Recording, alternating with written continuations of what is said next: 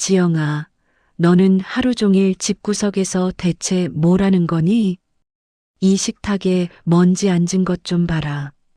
내 친정 엄마는 집안일 하나 안 가르치고 시집 보냈니? 새벽에 부엌은 아직 어둑했고 가스레인지 위 작은 냄비에서는 흰죽이 보글보글 끓어오르고 있었습니다. 시어머니의 검지가 식탁 모서리를 천천히 훑어내리다가 허공에 멈췄습니다.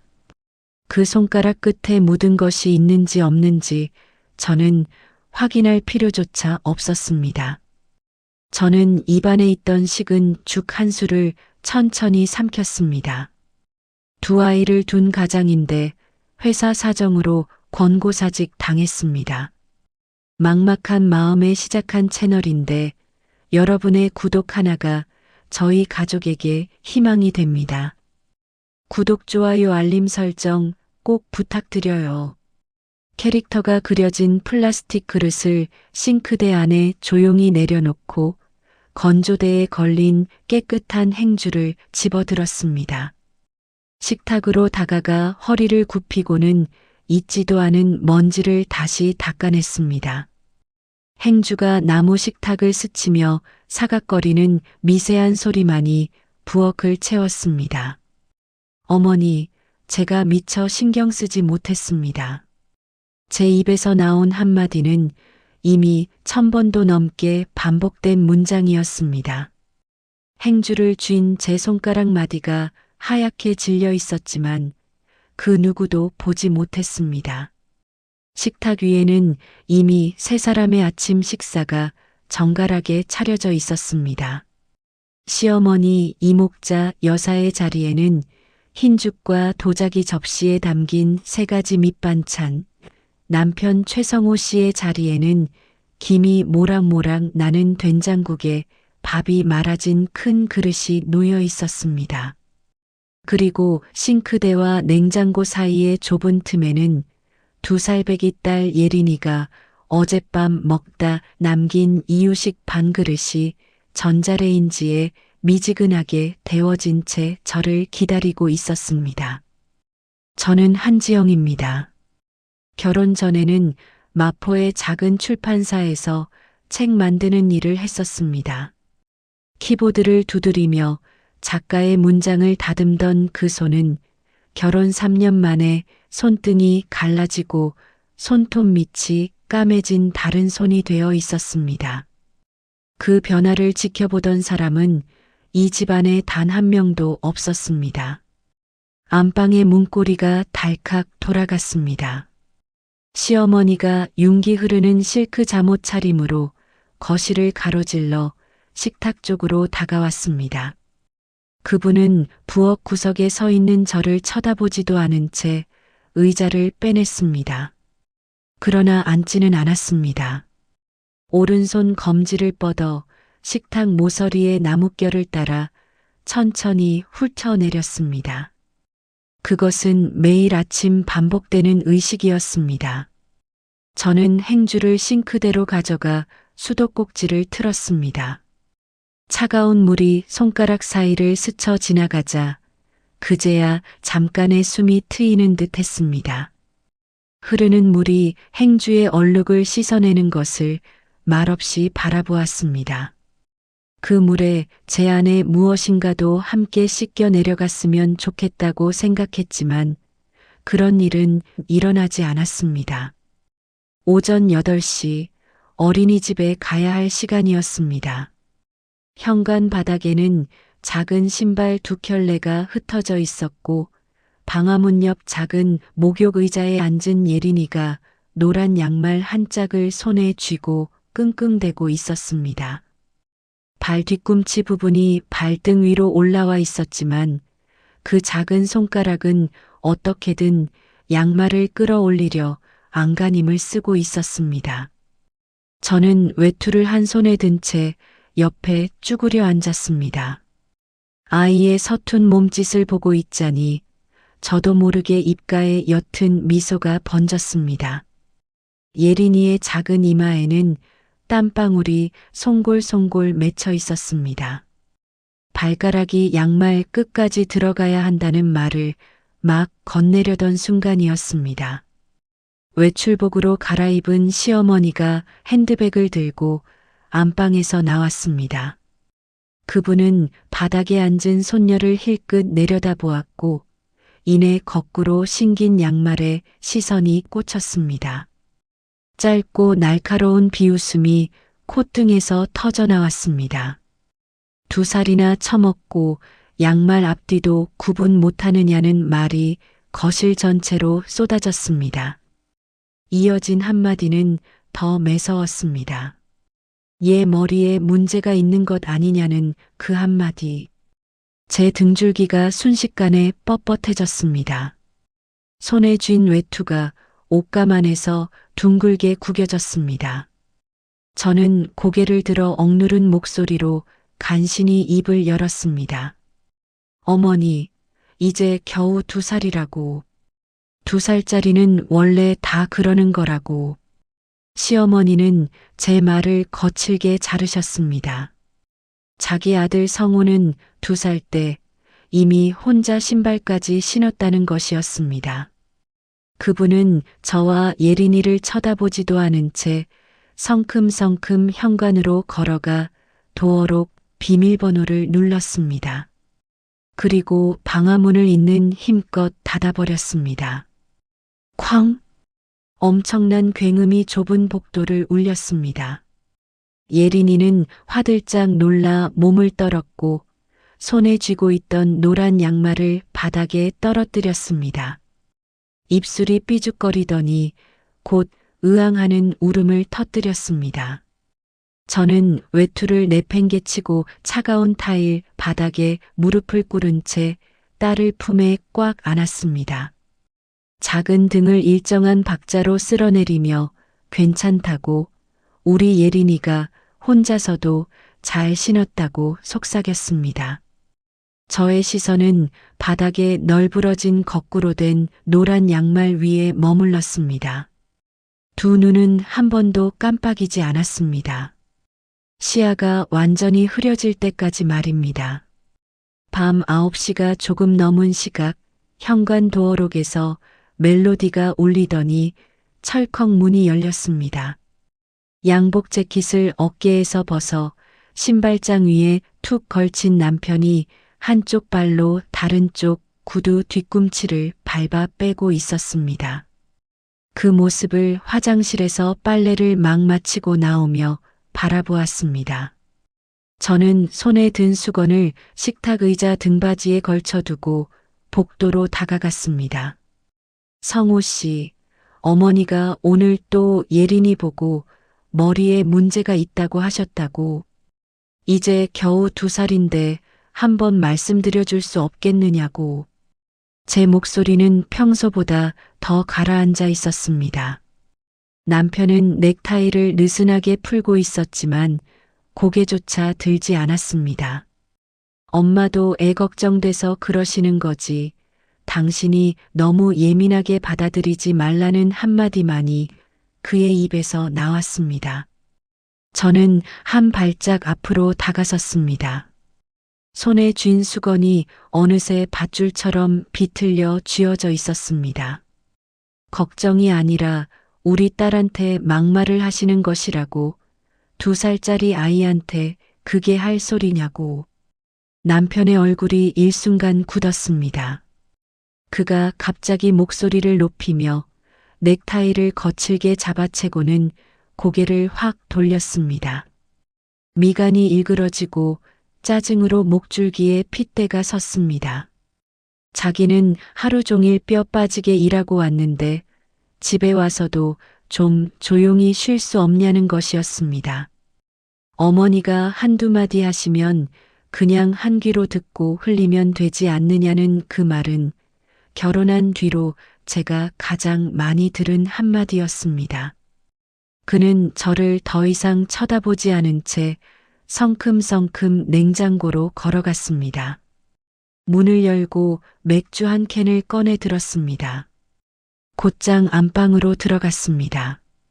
쾅 하는 소리와 함께 안방 문이 닫혔습니다. 복도에 선 저의 귀로 굳게 닫힌 방문 너머에서 캔을 따는 경쾌한 소리가 들려왔습니다. 곧이어 텔레비전 예능 프로그램에서 흘러나오는 가짜 웃음소리가 울려 퍼졌습니다. 복도의 천장 조명은 깜빡거리지도 않았고 오직 그 가짜 웃음소리만이 좁은 통로를 가득 채웠습니다. 저는 고개를 숙인 채 꽉 쥐고 있던 양손을 천천히 폈습니다. 오른손 검지와 중지 손톱 밑에는 10분 전 고기 불판을 박박 닦느라 끼인 갈색 기름때가 아직 남아 있었습니다. 그 기름때를 한참 동안 들여다보았습니다. 그 손이 한때는 책의 마지막 교정지를 넘기던 손이었다는 사실이 어쩐지 다른 사람의 이야기처럼 느껴졌습니다. 거실 한 구석 베이비 침대 안에서 예린이가 색색거리며 잠들어 있었습니다. 두 손은 작은 토끼 인형을 꼭 끌어안고 있었습니다. 한쪽 귀가 축 늘어진 분홍색 토끼 인형. 예린이가 그 토끼에게 직접 지어준 이름은 토끼 아빠였습니다. 진짜 아빠는 매일 저녁 안방 문을 닫고 들어가 버리니까 아이는 그 인형을 끌어안고 잠드는 법을 익혔습니다. 저는 베이비 침대 난간을 손으로 가만히 쓸어내렸습니다. 부드러운 나뭇결이 손바닥 아래에서 따뜻하게 만져졌습니다. 거실 시계가 11시 반을 가리키고 있었습니다. 베란다에는 불이 꺼져 있었지만 저는 그곳으로 천천히 걸어갔습니다. 낡은 플라스틱 의자 하나가 베란다 한 구석에 놓여 있었습니다. 결혼 전 친정에서 가져온 그 의자에 걸터 앉자 싸구려 플라스틱이 미세하게 형태가 일그러지며 삐걱거리는 소리를 냈습니다. 저는 스마트폰 화면 밝기를 가장 어둡게 낮추고 메모장 앱을 열었습니다. 능숙한 손놀림으로 화면을 아래로 쓸어내려 기록이라는 제목만 적힌 폴더를 터치했습니다. 새 메모 만들기. 그리고 입력. 오늘 날짜와 함께 오늘 있었던 2가지 사건을 짧게 적어 내려갔습니다. 시어머니가 예린이 머리에 문제가 있다고 함. 성호 씨는 예민하게 굴지 말라고 함. 47번째. 저는 그 한 줄을 친 뒤 손가락을 화면 위에서 잠시 허공에 띄웠습니다. 그러고는 화면을 위로 천천히 스크롤했습니다. 빼곡하게 적힌 항목들이 결혼 첫 해부터 지금까지 끝없이 이어져 있었습니다. 30페이지가 넘는 기록들. 손가락은 기계적이고 일정한 속도로 화면을 넘겨갔습니다. 멀리 아파트 옥상의 붉은 항공장의 등이 깜빡거리고 있었습니다. 그 붉은 빛이 베란다 유리를 통과해 제 얼굴 위에 잠시 내려앉았다가 사라지기를 반복했습니다. 그러나 그 어떤 빛도 제 표정 위에서 감정 한 줄기조차 비추어내지 못했습니다. 커서를 맨 아래로 옮겼고 키보드가 다시 팝업되었습니다. 저는 한 줄을 더 입력했습니다. 나는 언제까지 참을 수 있을까? 엄지손가락이 전송 버튼 위에서 잠시 멈칫했습니다.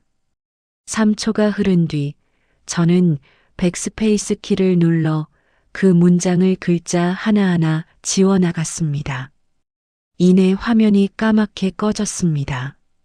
토요일 아침 시어머니의 환갑날이었습니다. 오전 10시 초인종이 울렸고 시누이 최성애 씨가 강남에서부터 달려왔습니다.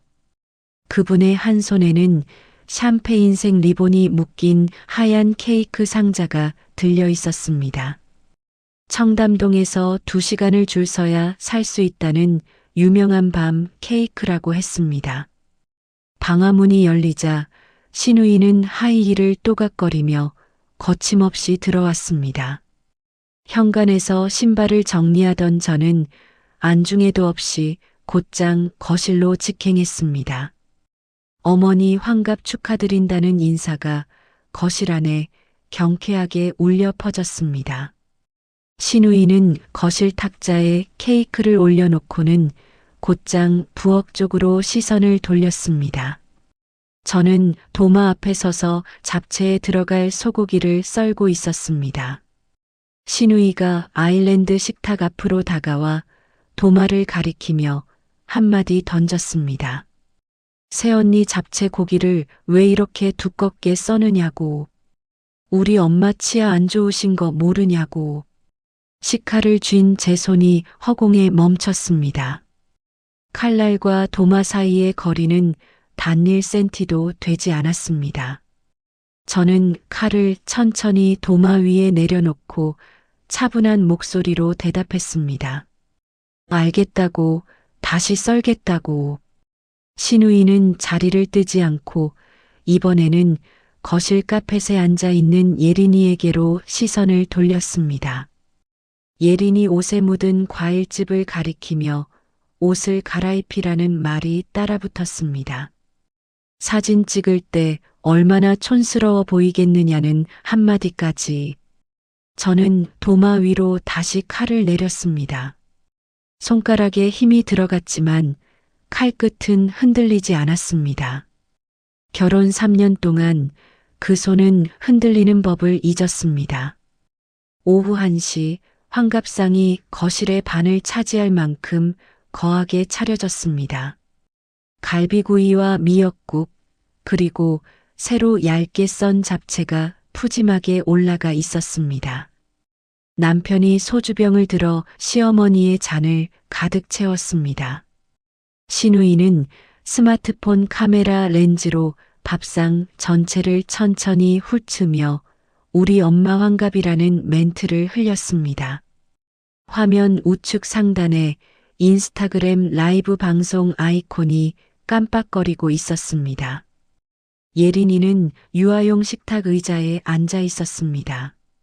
작은 밥그릇이 그녀 앞에 놓여 있었고 저는 옆자리에서 비빔밥을 한 숟갈씩 떠입에 넣어주고 있었습니다. 시어머니는 연거푸 소주 2잔을 들이켜셨습니다. 양볼이 불그스름하게 달아오르는 것이 보였습니다. 술잔을 유리 상판 위에 탁 소리나게 내려놓는 그 소리가 거실에 짧게 울렸습니다. 그분의 매서운 시선이 밥상을 넘어 예린이에게 꽂혔습니다. 그리고 거기에서 멈추지 않았습니다. 예린이가 고사리 같은 손으로 작은 숟가락을 움켜쥐려다 손을 잘못 뻗어 미역국 국물 2방울이 가슴팍 턱바지에 튀고 말았습니다. 그 2방울, 단 2방울이었습니다. 시어머니의 얼굴이 순식간에 일그러졌습니다. 지영아, 너는 애가 혼자 밥 먹게 가르치지도 않느냐는 말이 거실 전체로 떨어졌습니다. 2살이나 처먹고 저게 뭐냐는 말까지. 저는 숟가락을 조용히 내려놓고 옆에 있던 티슈 한 장을 뽑아 예린이의 가슴팍에 묻은 국물을 닦아냈습니다. 그러고는 차분하게 입을 열었습니다. 어머니, 2살짜리는 아직 손가락 근육이 덜 발달돼서 흘리는 게 당연한 일이라고. 당연하다는 말이 무엇이냐며 시어머니가 고개를 확 쳐드셨습니다. 텔레비전 소리를 덮을 만큼 목소리가 한층 더 높아졌습니다.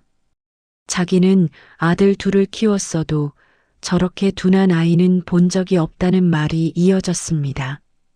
저게 누굴 닮아 저러느냐는 너희 한씨 집안 내력이 아니냐는 한마디까지. 저는 아랫입술을 꽉 깨물었습니다. 입안에 비릿한 피맛이 맴돌았습니다. 그러나 단 한마디도 대꾸하지 않았습니다. 어른들의 고함에 식탁 의자에 앉아있던 예린이가 깜짝 놀라 작은 몸을 움찔했습니다. 식탁 가장자리에 놓여있던 작은 손이 떨리며 앞에 있던 밥그릇을 톡 건드리고 말았습니다. 쨍그랑. 반쯤 남은 미역국 그릇이 옆으로 엎어지며 갈색 국물이 식탁볼을 타고 흘러내려 바닥으로 뚝뚝 떨어졌습니다.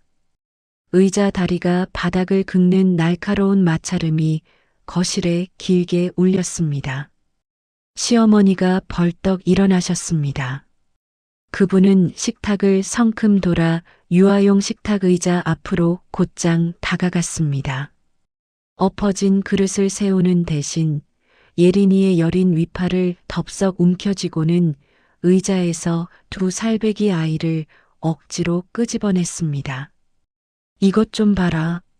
시어머니는 바닥에 쏟아진 국물을 손가락질하며 아이의 작은 얼굴을 향해 침을 튀기셨습니다. 밥 하나 제대로 못 먹고 옷도 제 손으로 못 입고 도대체 할 줄 아는 게 뭐냐고. 예린이는 두 발이 허공에 뜬 채로 공포에 질려 눈을 동그랗게 떴습니다. 울음조차 터뜨리지 못하고 숨을 죽인 채 저를 향해 작은 손을 뻗었습니다. 시어머니가 오른손을 치켜드셨습니다. 짝! 섬뜩할 만큼 경쾌한 마찰음이 거실을 울렸습니다. 두 살배기 아이의 작은 뺨 위로 성인 손바닥에 매서운 손길이 고스란히 떨어졌습니다. 아이의 고개가 휙 꺾였고 가느다란 머리카락 몇 가닥이 얼굴에 달라붙었습니다. 예린이는 두 초 동안 멍하니 있었습니다. 그러더니 폐부 깊숙이 공기를 들이마시고는 숨이 넘어갈 듯한 울음을 터뜨렸습니다. 그 작은 왼쪽 뺨 위로 성인 여자의 손자국이 시뻘겋게 부풀어 올랐습니다. 거실의 공기가 일순간 얼어붙었습니다. 의자에 앉아있던 저의 동공이 극심하게 수축했습니다. 딸의 뺨에 선명한 붉은 자국이 보였습니다. 공포에 질려 비명을 지르며 저를 향해 두 손을 뻗는 작은 모습이 보였습니다.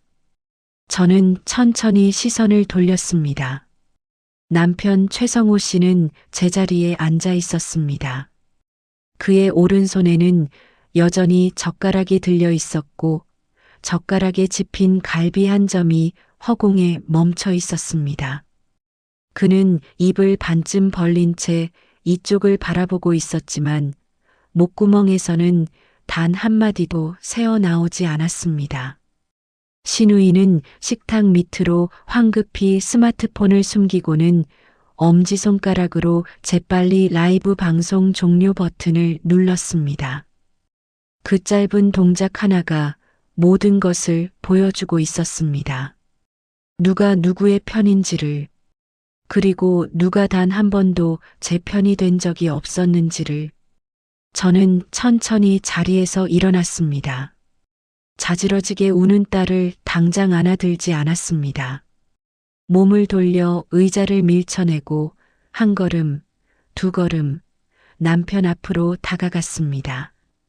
남편은 자신에게 다가오는 저를 보더니 그제야 허공에 든 젓가락을 천천히 내려놓았습니다. 갈비 한 점이 접시 위로 툭 떨어졌습니다. 그는 마른 침을 삼키며 입술을 달싹였습니다. 엄마도 참, 이라는 그 한마디. 그는 그 문장을 끝맺지 못했습니다. 짝! 제 오른손이 큰 원을 그리며 허공을 갈랐습니다. 손바닥이 소름 돋는 속도로 남편의 왼쪽 뺨을 강타했습니다. 남편의 고개가 거칠게 한쪽으로 돌아갔습니다. 콧대에 걸쳐져 있던 안경이 그대로 튕겨나가 맞은편 된장국 그릇 안으로 처박혔습니다. 붉은 국물이 밥상 위로 튀었고 신우이의 명품 셔츠 자락에도 얼룩이 졌습니다. 남편은 정신이 아득해진 듯 멍해졌습니다. 고막이 윙윙거리고 뒷목이 뻣뻣하게 굳어 돌아가지 않는 듯 보였습니다. 그가 미처 상황을 파악하기도 전이었습니다. 짝! 짝! 두 번째와 세 번째 손바닥이 연달아 떨어졌습니다. 정타, 그리고 역타. 매 타격마다 어깨에 모든 힘을 실어 내리쳤습니다. 남자의 뺨이 눈에 띄게 부풀어 오르기 시작했습니다. 거실은 죽은 듯이 고요했습니다. 오직 살과 살이 부딪히는 둔탁한 마찰음과 예린이의 끊임없는 울음소리만이 그 안을 채웠습니다. 저는 그 자리에 서서 뺨을 부여잡고 눈을 부릅뜬 남편을 내려다보았습니다. 제 가슴이 격렬하게 오르내렸지만 목소리만큼은 한겨울 강물처럼 차가웠습니다. 35이나 처먹고 양복기 하나 제대로 못 갈아입냐? 35이나 처먹고 설거지 하나 제대로 못하냐? 35이나 처먹고 자기 마누라랑 자식 하나 보호 못하냐? 한 글자 한 글자가 칼날처럼 입에서 떨어져 나왔습니다. 저는 한 걸음 더 다가가 의자에 잔뜩 웅크린 남자를 깔아뭉갤 듯 내려다보았습니다. 우리 엄마 기준이면 너 같은 사람도 맞아야 하는 거 아니냐?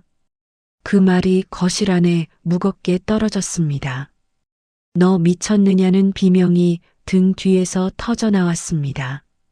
시어머니가 예린이를 팽개치고 미친 사람처럼 저를 향해 달려들었습니다. 감히 내 아들을 때리느냐며 두 팔을 뻗었고 길게 기른 손톱이 제 머리채를 향해 곧장 날아들었습니다. 저는 고개조차 돌리지 않았습니다.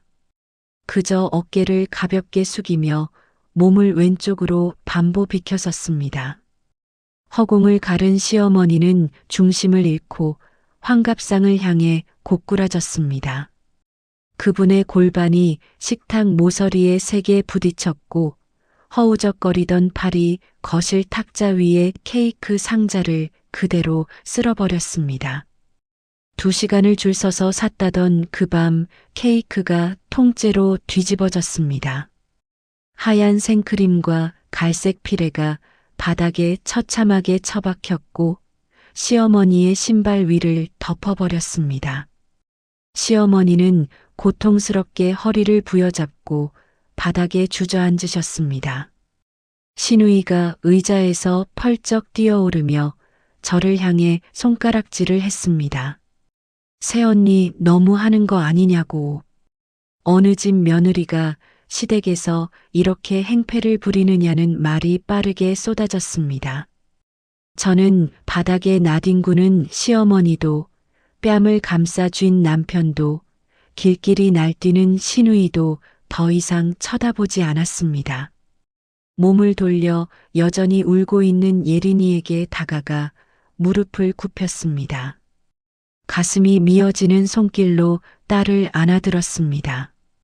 붉은 손자국이 선명한 작은 뺨을 제 손바닥으로 부드럽게 감쌌습니다.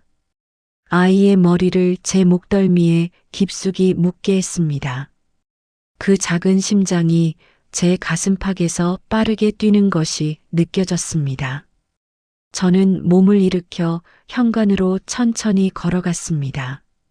한쪽 팔로 아이를 단단히 안은 채 다른 한 손으로는 신발장 위에 두었던 에코백을 챙겨 들었습니다. 신발을 구겨 신은 뒤 마지막으로 고개를 돌려 쑥대밭이 된 거실과 돌처럼 굳어버린 세 사람을 응시했습니다. 오늘부터입니다. 제 목소리는 높지 않았지만 내뱉는 한 글자 한 글자가 쇠모처럼 바닥에 박혔습니다.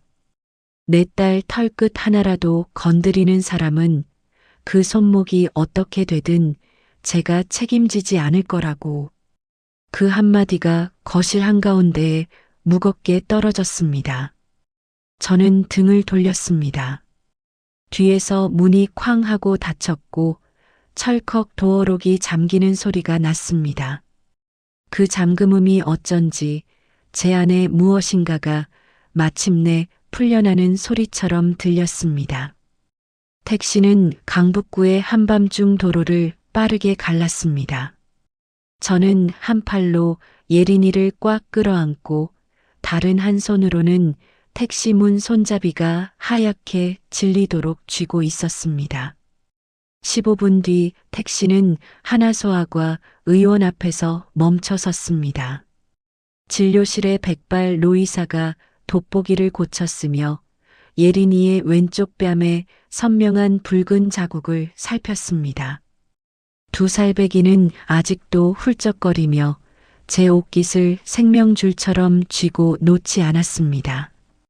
어쩌다 이렇게 됐냐는 의사의 물음에 저는 의자에 앉은 채 어떠한 감정의 굴곡도 없는 목소리로 대답했습니다.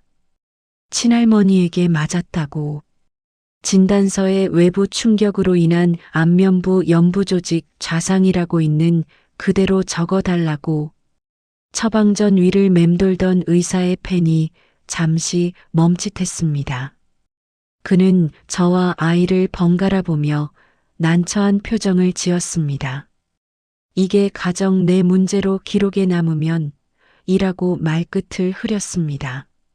저는 의사의 눈을 똑바로 응시하며 한치의 물러섬도 없이 말했습니다. 말씀드린 그대로 적어달라고. 의사는 짧은 한숨을 내쉬고는 펜 끝을 종이에 내렸습니다. 10분 뒤 저는 병원 직인이 찍힌 진단서를 들고 진료실을 나섰습니다. 복도의 형광등 불빛 아래 저는 스마트폰을 꺼내 진단서 전체가 선명하게 나오도록 사진을 찍었습니다. 그러고는 비밀 사진첩 앱을 열어 비밀번호를 입력했습니다. 사진이 안전하게 저장되었습니다. 그 사진첩 안에서 진단서 사진은 첫 번째가 아니었습니다. 정확히 38번째였습니다. 앞선 37장의 사진들 안에는 예린이의 팔뚝에 알 수 없이 생겼던 꼬집힌 자국, 시어머니가 설거지 도중 홧김에 걷어차 제 종아리에 남았던 시퍼런 멍, 남편이 술에 취해 박살낸 꽃병 조각들, 그리고 메신저로 쏟아졌던 무수한 폭언 캡처 화면들이 고스란히 담겨 있었습니다. 3년 동안 이 작은 사진첩은 저의 유일한 무기였습니다. 저녁 8시 마포구 월세 45만 원짜리 고시원이었습니다. 방의 크기는 불과 5제곱미터. 싱글 침대 하나와 작은 책상 하나를 빼면 몸을 돌릴 틈조차 없었고 벽지는 이미 누렇게 변색되어 있었습니다. 저는 예린이를 침대에 눕히고 외투를 벗긴 뒤 얇은 이불을 덮어주었습니다. 아이는 울음을 그쳤지만 이따금씩 몸을 흠칫 떨었고 두 손으로는 제 니트 밑단을 생명줄처럼 꽉 쥐고 놓지 않았습니다. 저는 침대 가장자리에 걸터 앉아 딸의 등을 토닥이며 다른 한 손으로는 가방에서 낡은 은색 노트북을 꺼냈습니다. 결혼 전부터 쓰던 노트북이었습니다. 결혼할 때 남편이 자리만 차지한다고 구박하는 바람에 친정인 수원에 숨겨두었다가 얼마 전 친정엄마 윤말숙 여사의 세탁소에 들렀을 때 몰래 챙겨온 것이었습니다. 노트북 모니터를 열고 전원 버튼을 눌렀습니다. 액정의 푸른빛이 비좁은 방을 밝혔습니다. 고시원의 미약한 와이파이를 연결해 브라우저를 열고 무료 법률 상담 사이트에 접속했습니다. 검색창에 한 손으로 담담히 글자를 두드려 넣었습니다. 시어머니가 손녀를 폭행한 경우 아동학대 보호 명령 신청이 가능한가요? 엔터. 검색 결과 최상단의 법조항이 곧바로 떴습니다. 아동복지법 제17조에 의거 아동에게 신체적 폭력을 가하는 행위는 누구든지 경찰 또는 아동보호 전문기관에 신고할 수 있다는 한 줄. 저는 단축키를 눌러 그 화면 전체를 캡처한 뒤 바탕화면에 저장했습니다. 침대 협탁 위에 스마트폰 화면이 갑자기 밝아졌습니다. 진동 소리가 고요한 방 안에서 전동 드릴처럼 날카롭게 울렸습니다. 저는 스마트폰을 낚아채듯 집어들어 진동을 껐습니다. 화면에 뜬 이름, 최성호. 저녁 9시부터 새벽 1시까지 부재중 전화는 멈추지 않고 쌓여갔습니다. 47통. 잠금 화면은 읽지 않은 문자 메시지로 가득 차 있었습니다. 너 지금 어디냐는 메시지. 어머니 혈압이 올라 쓰러지셨다는 메시지. 예린이를 데리고 어딜 갔냐는 메시지. 마지막 메시지는 새벽 1시 23분에 도착해 있었습니다. 너 지금 안 들어오면 이 가정을 버린 걸로 간주하겠다는 그 한 줄.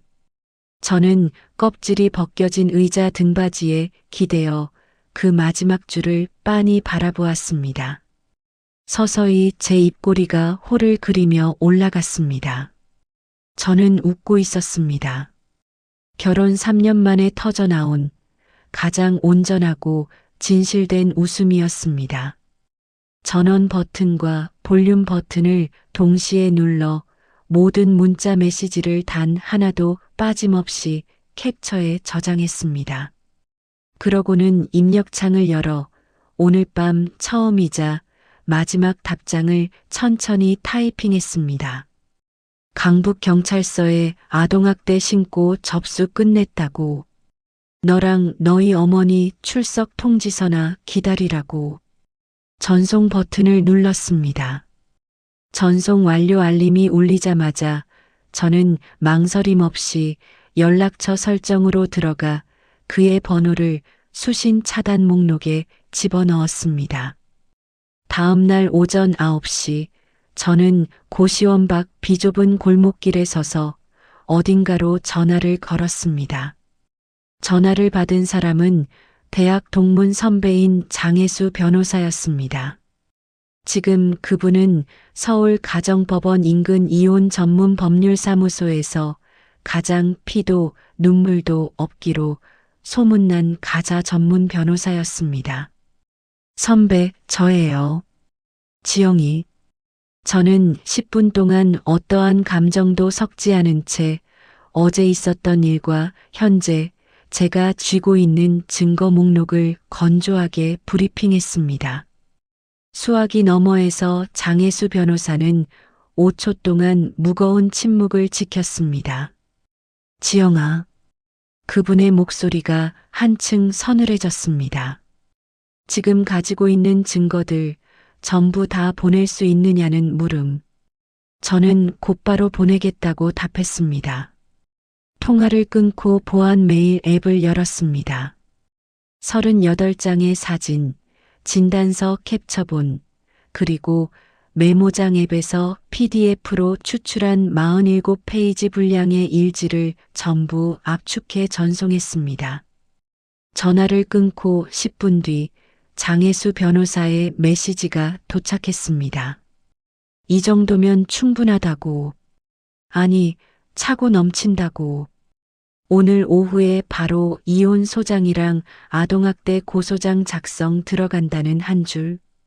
곧바로 두 번째 메시지가 팝업되었습니다. 그놈이 혼인 중에 재산을 빼돌린 증거는 있느냐는 물음. 그런 마마보이가 자기 어머니한테 돈을 안 찔러줬을 리가 없다는 한마디까지. 저는 모니터를 뚫어지게 보며 재빠르게 자판을 두드렸습니다. 매달 시어머니께 용돈 명목으로 50만 원씩 송금했다고. 그 돈은 우리 전세자금 대출을 갚으려고 만든 부부 공동계좌에서 빠져나간 것이라고. 지난 3년치 인터넷 뱅킹 거래 내역 캡처를 모두 모아두었다고. 장혜수 변호사의 답장은 1초도 걸리지 않았습니다. 퍼펙트. 그 돈 10원 한 장 남김없이 싹 다 토해내게 만들자. 저는 화면에 뜬 그 한 줄을 보며 가볍게 노트북 모니터를 덮었습니다. 방 안은 다시 어두워졌고 창밖에서 스며든 가로등 불빛만이 싱글 침대 모서리를 희미하게 비추었습니다. 고개를 돌리자 얇은 이불을 덮은 예린이가 규칙적인 숨소리를 내며 자고 있었습니다. 양손은 여전히 제 니트 밑단을 꼭 쥔 채였습니다. 저는 딸의 곁에 누워 조용히 눈을 감았습니다. 경찰서에서 전화가 걸려온 것은 사흘째 되던 날 오전이었습니다. 강북구의 낡은 아파트 화단 앞 벤치, 동네 아주머니들 몇 명이 모여 앉아 햇볕을 쬐고 있는 그 자리. 시어머니 이목자 여사는 평소 외출할 때 자주 입는 짙은 자주색 꽃무늬 블라우스 차림으로 투명한 플라스틱 통을 들고 계셨습니다. 그 안에는 먹기 좋게 썬 사과가 가득 담겨 있었습니다. 성우가 이번에 회사에서 또 승진 대상자라며 자랑을 늘어놓던 그 입가에서 핸드백 안에 스마트폰 진동음이 울려 퍼졌습니다. 시어머니는 사과통을 벤치에 내려놓고 티슈로 손을 닦은 뒤 스마트폰을 꺼냈습니다. 화면에는 처음 보는 유선전화 번호가 떠 있었습니다. 여보세요. 시어머니는 동네 사람들을 대할 때 특유의 나긋나긋한 목소리로 전화를 받으셨습니다. 수화기 너머로 젊은 남자의 건조한 목소리가 들려왔습니다. 강북경찰서 여성청소년과라고. 아동복지법 제17조 제3항 위반 혐의로 고발장이 접수되어 연락드린다고. 이번 주 금요일 오전 10시까지 경찰서에 출석해 조사를 받아달라는 통보까지. 스마트폰을 쥐고 있던 시어머니의 손이 허공에서 뻣뻣하게 굳었습니다. 그분의 상냥했던 표정은 1초도 안 되어 차갑게 얼어붙었습니다. 옆에서 사과를 오물거리던 아주머니가 의아한 눈으로 그분을 쳐다보고 있었습니다. 전화가 끊긴 뒤에도 시어머니는 한참을 그 자리에 굳어 계셨습니다. 그분의 손이 덜덜 떨리고 있었습니다.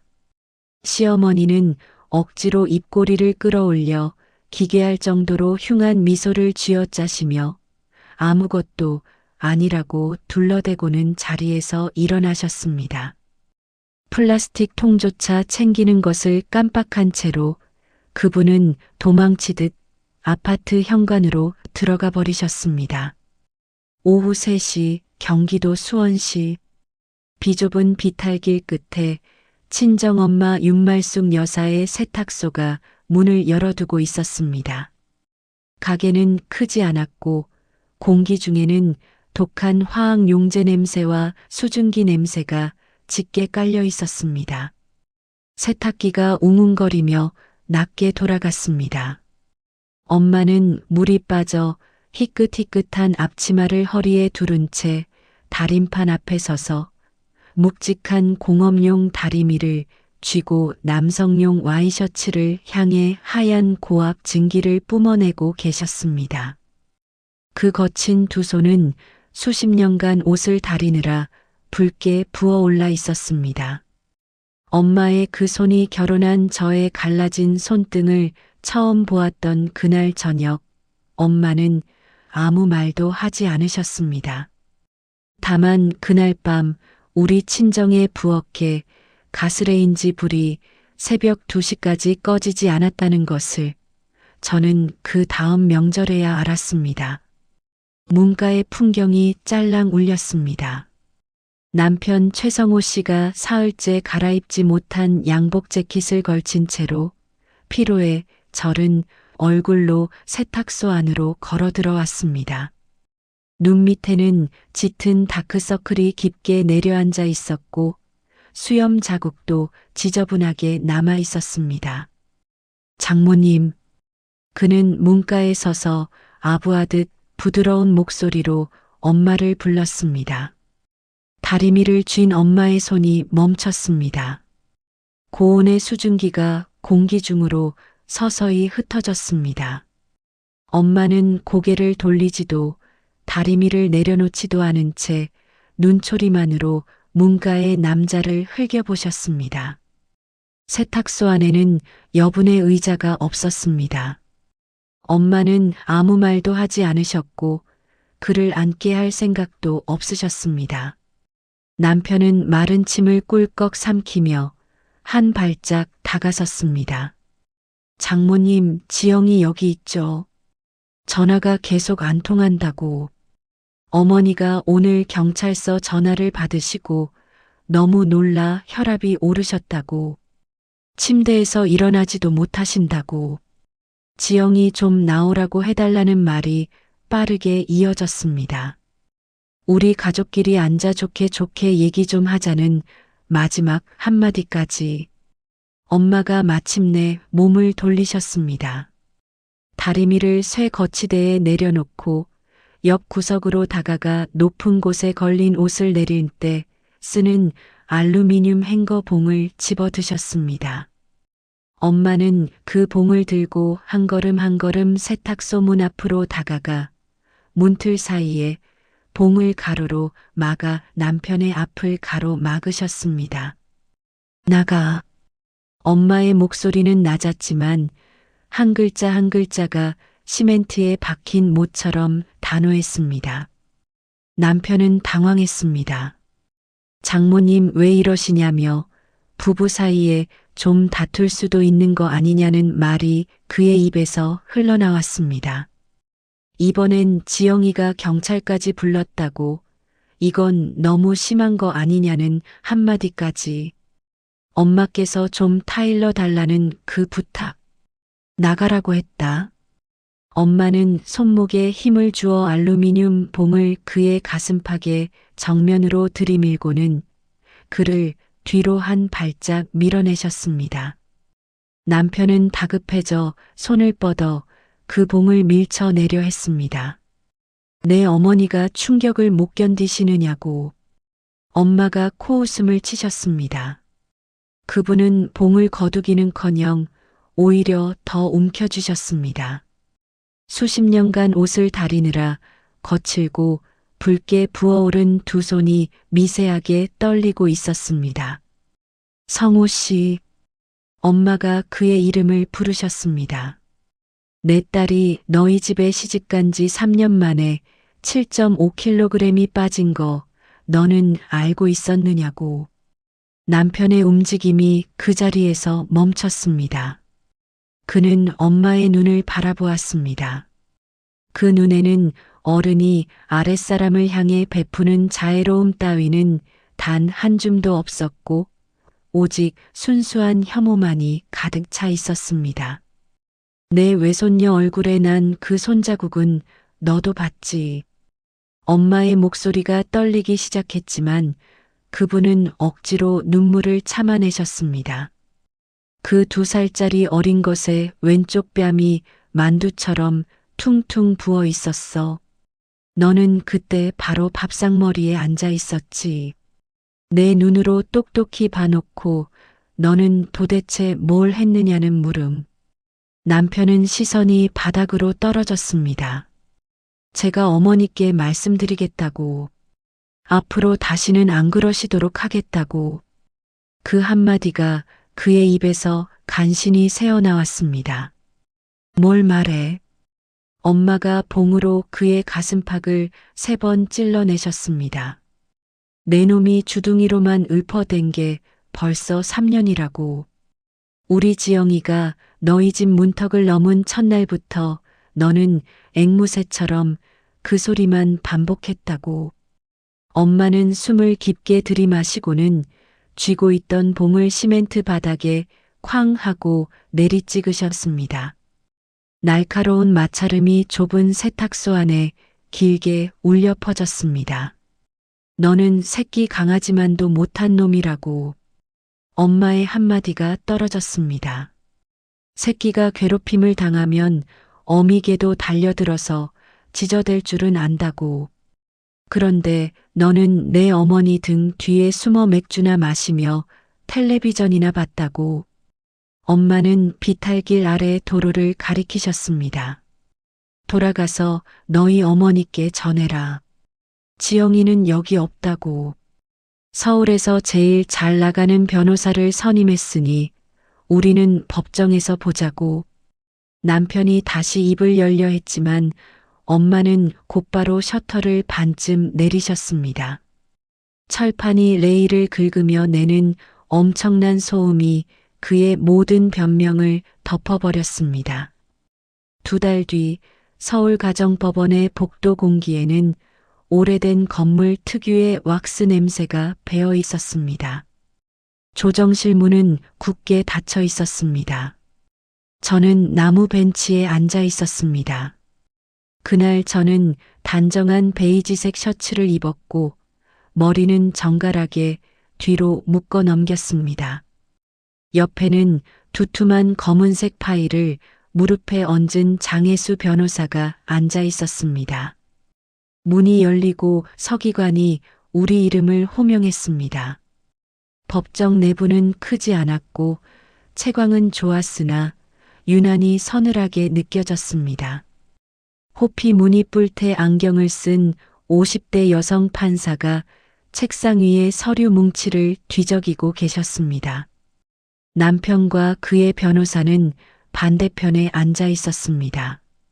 남편은 2달 전보다 훨씬 수척해져 있었고 양복깃은 구겨져 있었습니다. 의자에 앉은 채 습관적으로 어깨를 움츠리고 있는 그 모습은 어쩐지 낯선 사람처럼 보였습니다. 재판이 입증 단계로 접어들었습니다. 장혜수 변호사가 자리에서 일어났습니다. 그분은 47페이지에 달하는 메모장 기록, 38장의 사진, 진단서, 그리고 수백 통의 문자 메시지 캡처 복사본을 차례로 제출하셨습니다. 종이가 사각거리는 소리가 고요한 법정 안에 뚜렷하게 울려 퍼졌습니다. 판사가 제본된 기록을 한 장 한 장 넘기기 시작하셨습니다. 법정 안에는 3분 동안 무거운 침묵이 흘렀습니다. 판사의 시선은 그 사진들과 메모 기록 사이를 쉴 새 없이 오갔습니다. 남편 측 변호사가 헛기침을 하며 자리에서 일어나 침묵을 깼습니다. 존경하는 재판장님, 원고 측이 제출한 이 사진들과 기록들에 관하여 본 변호인은 다소 과장된 측면이 있다고 판단한다고. 피고의 모친은 당시 아이가 뜨거운 국물을 엎질렀기에 보호하고 교육하려는 목적에서 가벼운 신체적 훈육을 가한 것뿐이라고. 이는 우리 가정 문화에 비추어 볼 때 통상적인 훈육 방식에 해당한다는 그 주장. 판사가 오른손을 들어 변호사의 말을 제지하셨습니다. 그분은 안경을 벗어 책상 위에 천천히 내려놓으셨습니다. 법정을 가로질러 피고 측 변호사를 쏘아보는 판사의 표정은 몹시 차분했습니다. 그러나 그 차분함 속에는 가사 사건을 수년간 다뤄온 자의 서늘함이 서려 있었습니다. 변호사님, 판사가 입을 여셨습니다. 2살배기 유아의 안면부를 전력을 다해 가격해 안면부 연부 조직 좌상을 입혀 병원에서 진단서를 발급받아야 하는 수준의 폭행이 과연 통상적인 가정 내 훈육 방식에 해당한다고 생각하느냐는 그 한마디. 남편 측 변호사는 입을 뻐끔거렸지만 아무 대답도 하지 못했습니다. 이 법정에서 답변하실 때는 부디 신중을 기해 주시기 바란다고. 판사는 다시 안경을 고쳐 쓰고 서류로 눈길을 돌리셨습니다. 만약 이것이 피고 측이 이해하는 훈육의 개념이라면 본 재판부는 피고가 후대를 양육할 최소한의 인지 능력을 갖추었는지에 대해 심각한 의문을 표하는 바라고. 의자에 앉아있던 남편이 머리를 책상에 닿을 듯 푹 숙였습니다. 장혜수 변호사는 상대방에게 숨 돌릴 틈조차 주지 않았습니다. 그분은 파일에서 또 다른 서류 뭉치를 빼내 들었습니다. 재판장님, 혼인 파탄의 유책 배우자 지정과 더불어 재산 은닉 증거를 추가로 제출하고자 한다는 그 멘트. 은행 직인이 찍힌 거래 내역서가 책상 위에 올려졌습니다. 지난 36개월간 피고 최성호는 매달 10일에, 즉 월급이 입금된 다음 날마다 원고와 공동으로 전세자금 대출을 상환하기 위해 개설한 계좌에서 피고의 모친 이목자의 개인 계좌로 정확히 50만 원씩 이체해 왔다고. 송금 내역에는 항상 어머니 용돈이라고 기재되어 있었으며 합산하면 총 2천만 원에 달한다고. 원고는 이 사실을 전혀 인지하지 못했고 피고 또한 어떠한 협의도 거치지 않았다고. 남편이 번쩍 고개를 들며 믿을 수 없다는 듯 그 거래 내역서 뭉치를 바라보았습니다. 그는 제가 그 계좌의 거래 내역을 절대 확인하지 않을 거라고 철석같이 믿어왔던 것이었습니다. 그가 고개를 돌려 저를 쳐다보았습니다. 원고석에 앉은 저는 등줄기를 꼿꼿이 세운 채 그를 단 한 번도 쳐다보지 않았습니다. 오직 판사 앞에 법사정에만 시선을 고정하고 있었습니다. 여기에 시누이 최성애 씨가 단톡방에 올린 명예훼손성 글의 캡처본까지 추가 증거로 제출되었습니다. 법정 안에서 거의 모든 것이 결정되고 있었습니다. 재판이 끝났습니다. 복도에서 저는 서류가 든 에코백을 품에 안고 엘리베이터를 향해 걷고 있었습니다. 남편이 법정에서 황급히 뒤쫓아 나왔습니다. 그의 구두굽이 바닥에 어지러운 발소리를 냈습니다. 지영아. 그가 엘리베이터 앞에서 저를 따라잡고는 손을 뻗어 제 팔을 붙잡으려 했습니다. 저는 발걸음을 멈추고 몸을 돌려 그의 손에 시선을 꽂았습니다. 남편은 그 눈빛의 의미를 읽고는 황급히 손을 거두어 허공에 어정쩡하게 둔 채 멈칫했습니다. 그의 눈자위는 핏발이 서 있었고 목소리는 애원하듯 떨렸습니다. 우리 다시 한 번만 얘기하면 안 되겠느냐고. 소송 취하해 달라고. 거래 내역도 다 인정하겠다고. 돈은 내가 다시 받아오겠다고. 어머니께 너한테 사과하라고 하겠다고. 우리 이혼만은 하지 말자고. 예린이는 아빠 없이 크면 안 되지 않냐는 그 한마디. 저는 눈앞에 이 남자를 응시했습니다. 그러다 문득 부연 안개가 거치듯 깨달았습니다. 제가 왜 애초에 이 남자와 결혼했었는지 그 이유조차 기억나지 않는다는 사실을. 성호 씨, 제 목소리는 너무나 가벼웠습니다. 마치 오늘의 날씨를 묻는 듯한 톤이었습니다. 예린이가 제일 좋아하는 장난감이 뭔지 아세요? 남편은 얼어붙었습니다. 그의 뇌가 무섭게 회전하며 지난 2년간의 기억 속에서 단 하나의 파편이라도 끄집어내려 애쓰는 것이 보였습니다. 그 노래가 나오는 곰인지 아니면. 그는 끝내 대답하지 못했습니다. 딸에게 장난감 하나 사준 적도 없고 거실 매트 위에서 10분조차 놀아준 적이 없었기 때문입니다. 저는 그의 눈을 똑바로 쳐다보았습니다. 한쪽 귀가 축 늘어진 분홍색 토끼 인형이라고. 제 억양에는 아무런 높낮이가 없었습니다. 예린이는 매일 밤 그 토끼 인형을 끌어안아야만 잠이 든다고. 잠들기 전에는 인형에게 이불을 덮어준다고. 그 토끼 인형에게 예린이가 지어준 이름이 뭔지 아느냐고. 토끼 아빠라고. 진짜 아빠는 자기를 한 번도 안아 재워준 적이 없으니까. 저는 몸을 돌려 활짝 열린 엘리베이터 안으로 들어갔습니다. 엘리베이터 문이 천천히 닫히며 남편의 시야를 끊어냈습니다.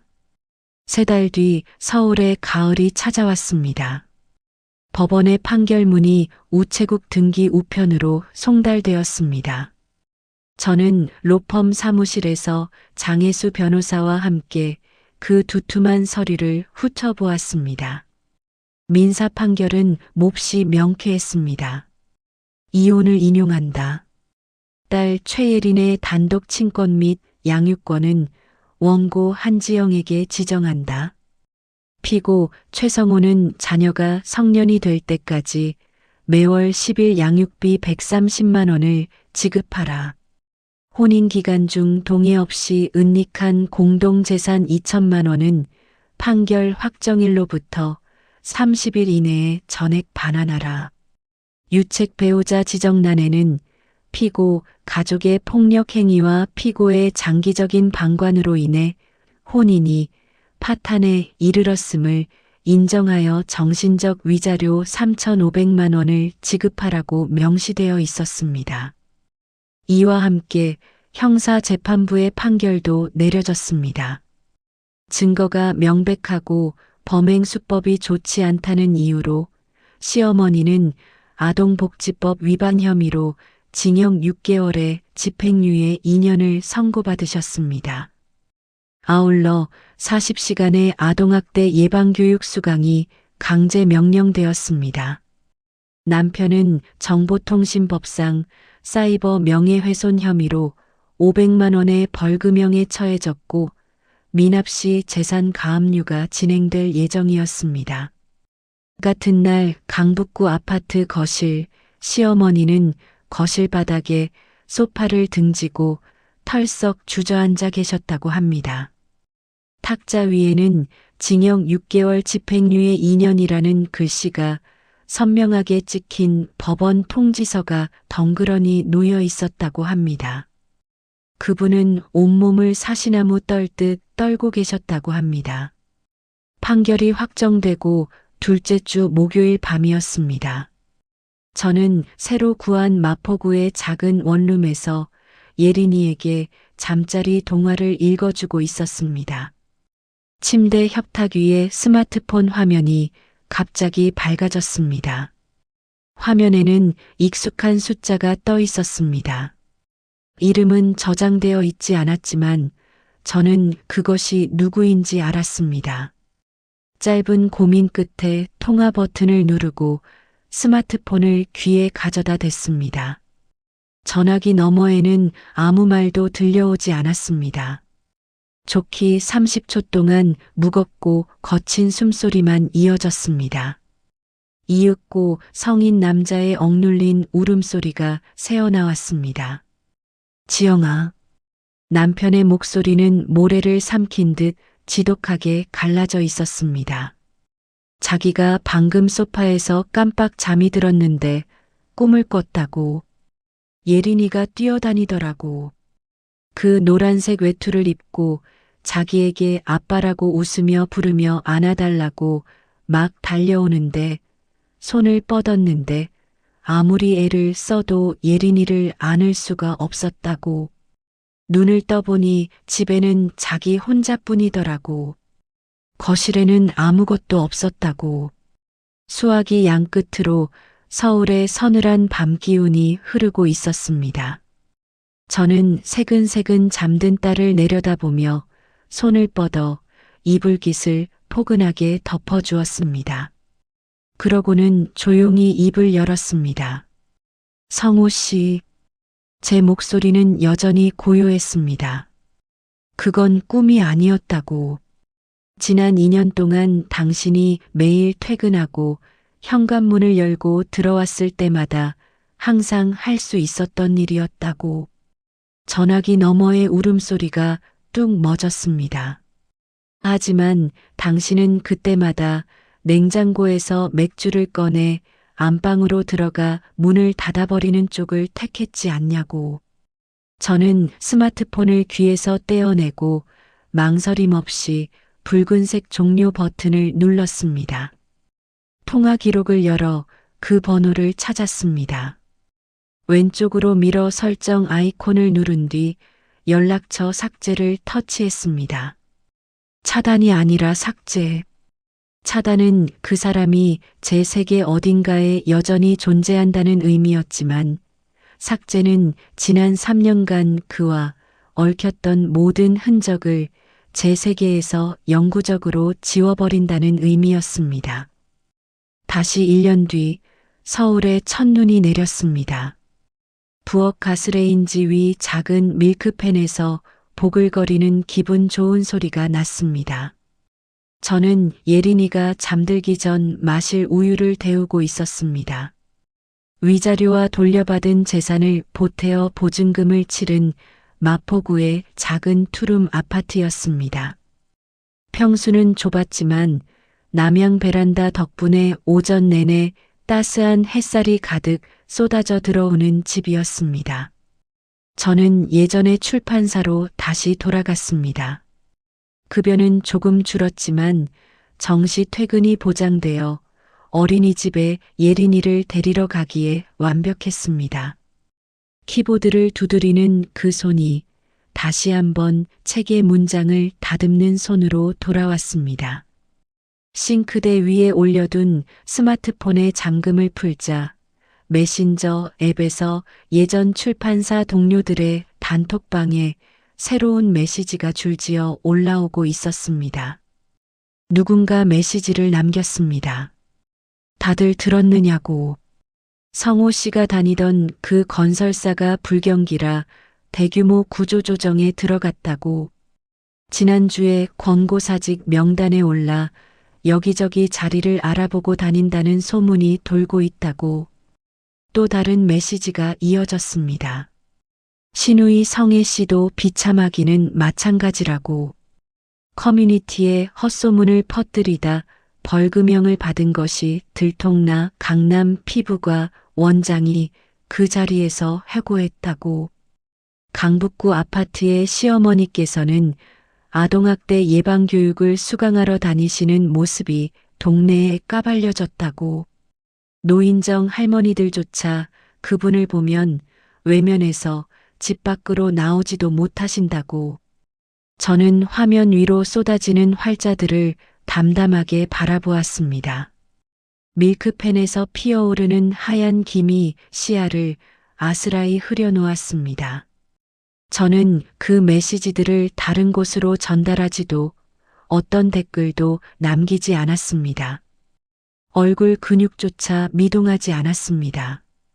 고요하게 잠금 버튼을 누르고 스마트폰을 한쪽으로 밀어두었습니다. 그분들의 그 집구석에서 일어나는 모든 일은 지금의 저에게는 그저 이름 모를 행성의 뉴스거리에 불과했습니다. 제 세계에는 털끝만 한 미풍조차 일으키지 못했습니다. 가스레인지 불을 끄고 귀여운 토끼가 그려진 머그잔에 따뜻한 우유를 따랐습니다. 머그잔을 들고 거실로 향하던 제 시선이 낡은 중고 냉장고 문짝에 머물렀습니다.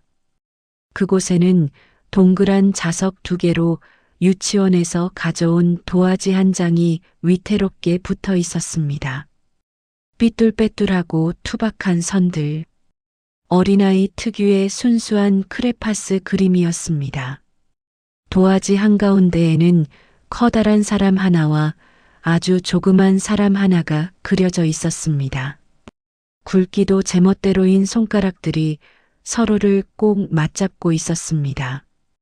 도화지 구석에는 검은색 크레파스로 삐뚤삐뚤하게 적힌 글씨가 있었습니다. 엄마 하트. 그곳에 세 번째 사람은 존재하지 않았습니다. 따뜻한 우유가 담긴 머그잔을 두 손으로 감싼 채 저는 냉장고 앞에 서서 그 그림을 한참 동안 바라보았습니다. 베란다 창밖으로 서울의 첫눈이 오직 두 사람만의 온전한 안식처 위로 소리 없이 내려앉고 있었습니다. 저는 부엌에 불을 끄고 환한 불빛이 새어나오는 딸의 방을 향해 천천히 발걸음을 옮겼습니다. 작은 방 문틈으로 새어나오는 그 노란빛이 어쩐지 지난 3년간 한 번도 본 적 없는 가장 따뜻한 기처럼 느껴졌습니다.